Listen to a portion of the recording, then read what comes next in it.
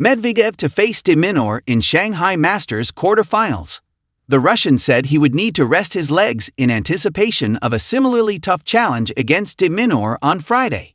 Another top 10 player fell on Wednesday as Italy's Lorenzo Musetti lost to Canada's Felix Auger-Aliassime 6-4, 6-2. Shanghai. Daniil Medvedev on Wednesday got his revenge against U.S. teenager Learner Tien, beating him in a nail-biter 7-6, 8-6, 6-7, 1-7, 6-4 to proceed to the Shanghai Masters quarterfinals. There he will meet world No. 7 Alex de Minaur, who cruised past Portugal's Nuno Borges 7-5, 6-2 earlier in the day. Victory in Shanghai comes just over a week after the 36th-ranked Tien took the Russian out of the China Open semifinals in Beijing. "He's an unbelievable tennis player," Medvedev said of the 19-year-old. "Outside of the big three, he may be the toughest opponent I've ever faced."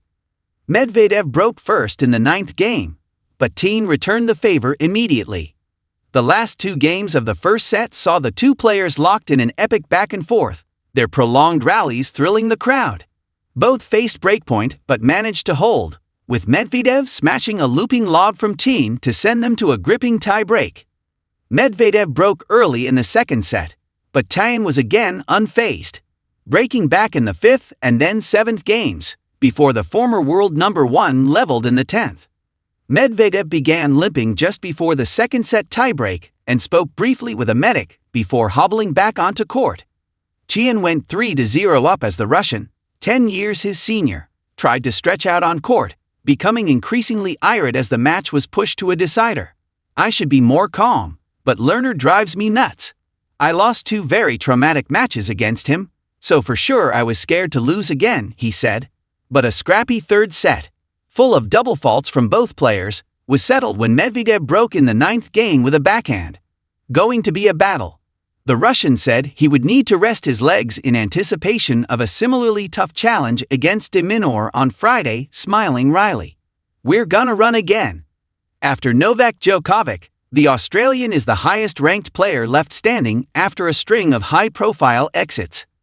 De Minaur needed 5 break points in the 11th game against Borges in the first set, converting the last with a backhand for a decisive advantage.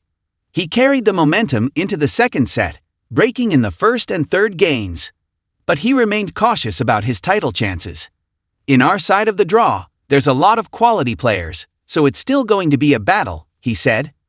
Another top 10 player fell on Wednesday as Italy's Lorenzo Musetti lost to Canada's Felix Auger-Aliassime 6-4, 6-2. 13th-ranked Auger-Aliassime looked sharp throughout, breaking in the 5th game. He went on to dominate the second set, breaking Musetti, the world number 9, in the 5th and 7th games.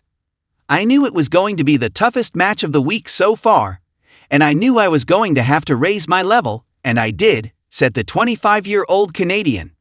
He will next meet France's Arthur Rinderknecht, who reached his first Masters 1000 quarterfinal after beating Czech Jiří Lehecka 6-3, 7-6, 7/5.